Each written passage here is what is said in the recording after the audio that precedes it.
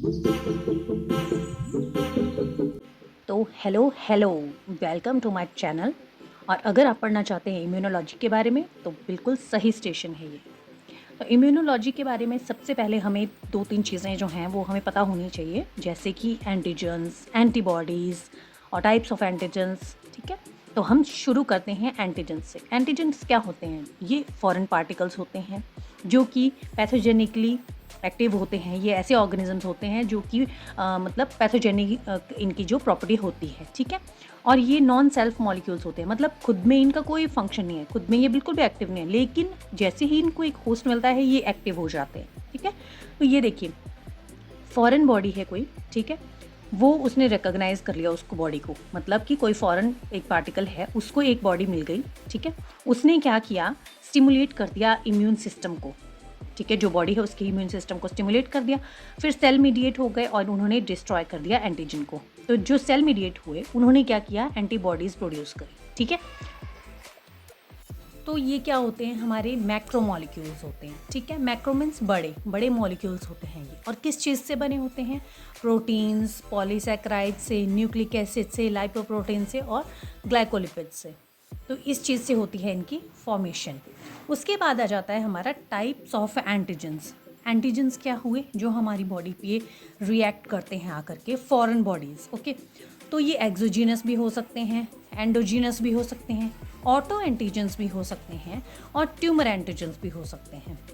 तो एक्सोजीनस में क्या आ जाता है, मतलब ये बाहर से आ रहे हैं। ठीक है, एक्सो मीन्स बाहर से आ रहे हैं। तो antigen enter in the body from extra. Antigens कहाँ से आते हैं? एक्सटर्नल रूप से आते हैं। ठीक है, एक्सटर्नल क्या हो सकता है? इनहेल हो सकते हैं, हम उनको मतलब सांस के थ्रू ले सकते हैं। इंजेस्ट मीन्स हमने उनको कुछ खा लिया है, इंजेक्ट कर लिया है, तो इनहेल्ड में आ जाते हैं proteins on fur of domestic animals. Then ingested में आ जाते हैं शेलफिश प्रोटीन। देन इंजेक्टेड में आ जाते हैं जैसे वैक्सीन वगैरह कुछ हमने ले ली हैं, तो उससे क्या हो जाता है, एज अ एंटीजन वो काम करने लग जाती है। ठीक है, हमारी बॉडी में थोड़ी प्रॉब्लम हो जाती है और उसकी जो है इम्यून सिस्टम जो है एक्टिव हो जाता है। ठीक है, एंडोजीनस में क्या आ जाता है, ये जो प्रीवियसली जो नॉर्मल सेल्स थे उसमें ये जनरेट हो जाती है। ठीक है, और रिजल्ट कर देती है इसके मेटाबॉलिज्म में।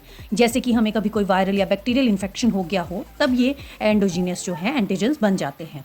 तो क्या करते हैं, ये प्रोटीन्स होती हैं, ये enclosed bye jeans of viruses that have infected cells. ठीक है, दूसरी चीज़ आ गई, ये क्या होते हैं, एब्रेंट प्रोटीन्स होती हैं जो एनकोडेड होती हैं बाय म्यूटेंट जीन्स। ठीक है, उसके बाद आ गया ऑटो एंटीजन्स। ठीक है, ये क्या होते हैं, यूजुअली ये नॉर्मल सेल्स होते हैं। ठीक है, और उसमें क्या हो जाता है, ये खुद को ही चेंज कर लेते हैं। ठीक है, नॉर्मल सेल्स जो होते हैं वो खुद को ही एंटीजन में बना लेते हैं। ठीक है, ड्यू टू क्या हो जाता है, कोई जेनेटिक एनवायरमेंटल फैक्टर आ गया कभी, या टॉलरेंस आ गई ड्यू टू इम्यून डिजीज़ की वजह से।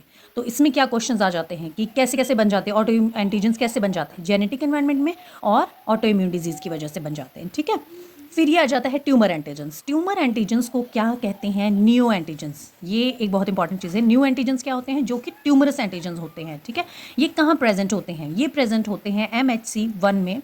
इसको MHC1 या MHC2 की तरह इसको जो है प्रेजेंट किया जाता है, किसके ऊपर, ऑन ट्यूमर सेल्स के ऊपर। इसको बोलते हैं ट्यूमर स्पेसिफिक एंटीजन्स। ठीक है, तो ये रिजल्ट कैसे होते हैं, फ्रॉम ट्यूमर स्पेसिफिक म्यूटेशंस से। ठीक है, कोई भी सेल है उसमें क्या हो गया, ट्यूमरस सेल है, उस पर म्यूटेशन आ जाती है, तो वो ट्यूमरस एंटीजन्स उसमें फॉर्म हो जाते हैं।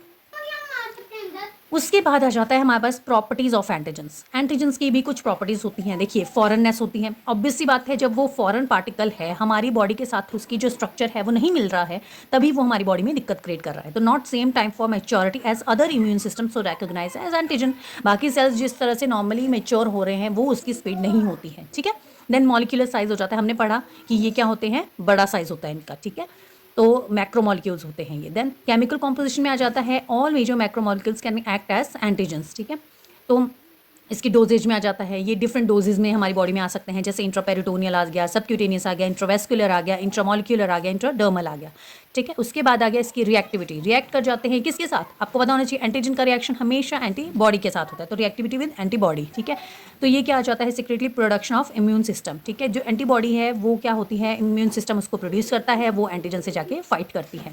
देन इम्यूनोजेनिसिटी में क्या हो जाता है, ability to induce immune response. ठीक है, तो इसकी कितनी प्रॉपर्टीज आ गई, 1 2 3 4 5 6 प्रॉपर्टीज आपने लर्न कर लेनी है। फॉरेन है, मॉलिक्यूलर साइज बड़ा है, केमिकल कॉम्पोजिशन इसकी मतलब कोई भी मैक्रोमॉलिक्यूल है वो रिएक्ट कर सकता है as a antigen. Then doses आ जाती है इसकी, किस किस तरीके से हम इसको ले सकते हैं। रिएक्टिविटी आ जाती है एंटीबॉडीज़ के साथ, और इम्यूनोजेनिसिटी आ जाती है कि इम्यून सिस्टम को एक्टिवेट कर देती है ये। देन उसके बाद हम देख लेते हैं एंटीबॉडीज़, ठीक है। अब एंटीजन्स जो हो गए वो हमारी बॉडी में मतलब उसको एक्टिवेट कर देंगे। तो किस चीज़ को एक्टिवेट करेंगे? एंटीबॉडीज़ को। इम्यून सिस्टम जैसे हमारा एक्टिवेट हो गया वो क्या बना देगा? एंटीबॉडीज़ बना देगा। उनको हम बोलते हैं इम्यूनोग्लोबुलिन्स, ओके। उसके बाद इसकी शेप कैसी होती है? वाई शेप्ड होते हैं ये, ठीक है।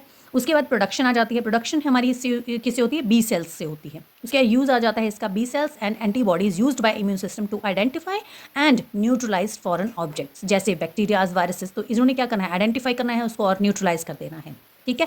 देन प्रोडक्शन और एक्शन क्या होता है इसका? प्रोडक्शन होती है इसकी प्लाज्मा सेल से इन सेकेंडरी लिम्फॉइड ऑर्गन्स में, ओके। और परफॉर्म करते हैं ये किसी भी साइट ऑफ बॉडी पे, और रिस्पॉन्सिबल होते हैं फॉर ट्रांसफरिंग इम्यूनिटी को ट्रांसफर करने के लिए, ठीक है। तो ये आपने ना पॉइंट वाइज इनको रिमेंबर कर लेना है, ठीक है। नेक्स्ट आ जाता है इसकी अकरेंस कैसे होती है। ये दो फिजिकल फॉर्म्स में मिलते हैं हमें एंटीबॉडीज़। तो ये एक सोल्यूबल फॉर्म होती है, एक मेम्ब्रेन बाउंड फॉर्म होती है, ठीक है। सोल्यूबल फॉर्म जो होती है ये सिक्रेट होती है फ्रॉम सेल्स से, ठीक है।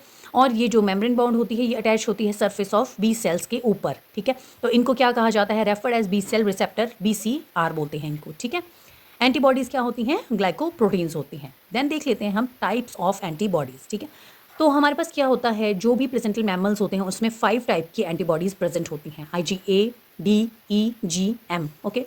तो क्या होता है, एंटीबॉडीज़ जो होती हैं उनकी ये 5 टाइप्स आपने बिल्कुल रट लेनी है, और कि ये कहाँ मिलती हैं, कैसे प्रोड्यूस होती हैं, क्या इनका एक्शन होता है, that you should remember, okay. तो ये मैंने एक छोटा सा इसके लिए फ्लो चार्ट टाइप बनाया था, जो कि मैंने ऐसे ही पेस्ट कर दिया था अपनी कॉपी में।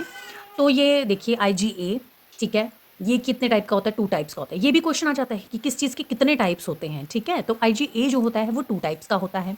कहाँ पाया जाता है? ये जो भी हमारे म्यूकोजल एरियाज होते हैं वहाँ पे ये पाया जाता है, ठीक है। और ये क्या प्रिवेंट करता है? Prevent colonisation of by pathogens, ठीक है। तो म्यूकोजल एरियाज क्या हो गए हमारे? रेस्पिरेटरी एरिया हो गया, ठीक है। यूरिनोजेनिटल एरिया हो गया, हमारा सैलिवा हो गया, हमारा ये जो ये क्या कहते हैं इसको, हम हमारे आंसू हो गए, ठीक है। और हमारा जो ब्रेस्ट मिल्क होता है उसमें ये पाया जाता है IgA, ओके। देन हमारे पास आ जाता है IgD आ जाता है। तो इसकी क्या होती है? एक ही टाइप होती है, ठीक है। मेनली क्या होता है ये? मेनली एंटीजन रिसेप्टर होते हैं ये कहाँ पे? बी सेल्स के ऊपर, that are not expose to antigen, ठीक है। तो फिर ये कैसे एक्टिवेट हो जाता है? ये क्या करता है? IgD जो होता है ये बेसोफिल्स और मास्ट सेल को एक्टिवेट कर देता है, ठीक है। जिससे कि क्या हो जाता है? एंटी माइक्रोबियल फैक्टर जो है वो प्रोड्यूस हो जाता है, ठीक है। देन थर्ड हमारे पास आ जाता है IgE, ठीक है। इसमें क्या होता है? इसकी भी एक ही टाइप होती है। इसमें क्या होता है? ये एलर्जिन के ऊपर जाके बाइंड कर देता है, और उसके बाद क्या करता है? मास्ट सेल और बेसोफिल्स को वैसे इसने एक्टिवेट कर देना है, हिस्टामिन को बढ़ा देना है। और एलर्जीज वगैरह जब हमें होती है ना, तो हमें कौन सा टेस्ट करवाते हैं? IgE का टेस्ट करवाते हैं कि कोई एलर्जी तो नहीं है इस पर्सन को, ठीक है। तो ये हमें प्रोटेक्ट करता है फ्रॉम पैरासाइट ऑर्गेनिजम्स से, ठीक है। तो आपने ये इस वर्म को याद कर लेना है, ये क्या है? पैरासाइट वर्म है, ठीक है। देन आ जाता है हमारे पास IgG। तो इसके टाइप्स होती हैं 4, और ये मेजरली एंटीबॉडी बेस्ड इम्यूनिटी होती है। ये हमारे क्या करता है? जो भी इन्वेडिंग पैथोजेंस होते हैं उनके अगेंस्ट ये काम करता है, ठीक है। यही केवल एक है जो कि प्लेसेंटा को क्रॉस करता है। तो आपने इसको याद कर लेना है कि IgG जो है वो हमारे प्लेसेंटा को क्रॉस कर देता है और पैसिव इम्यूनिटी प्रोवाइड कर देता है फीटस को, ओके। तो उसके बाद आ जाता है जो हमारी सेकेंडरी इम्यूनिटी होती है ना, उसमें ये काम करता है, ठीक है। तो आपने ये याद कर लेना है बिल्कुल ही, मतलब कि IgG जो होता है that is the only one जो कि प्लेसेंटा को क्रॉस करता है। IgM उसके बाद आ जाता है, इसकी होती है 1 टाइप, और ये एक्सप्रेस किया जाता है on the surface of B cells, monomers होते हैं जो, और सिक्रीट किया जाता है ये पेंटामर्स के द्वारा, ठीक है। वेरी हाई एक्टिविटी होती है इसकी, और ये चेक कर लेता है पैथोजेंस को in B cell mediated immunity में बिफोर सफिशिएंट IgG। तो G जब तक काम करते हैं अपना, उससे पहले ही ये क्या कर देता है? M अपना काम शुरू कर देता है। तो कितने टाइप के हो गए? A, D, E, G and M, ठीक है। तो ये आपने याद कर लेना है।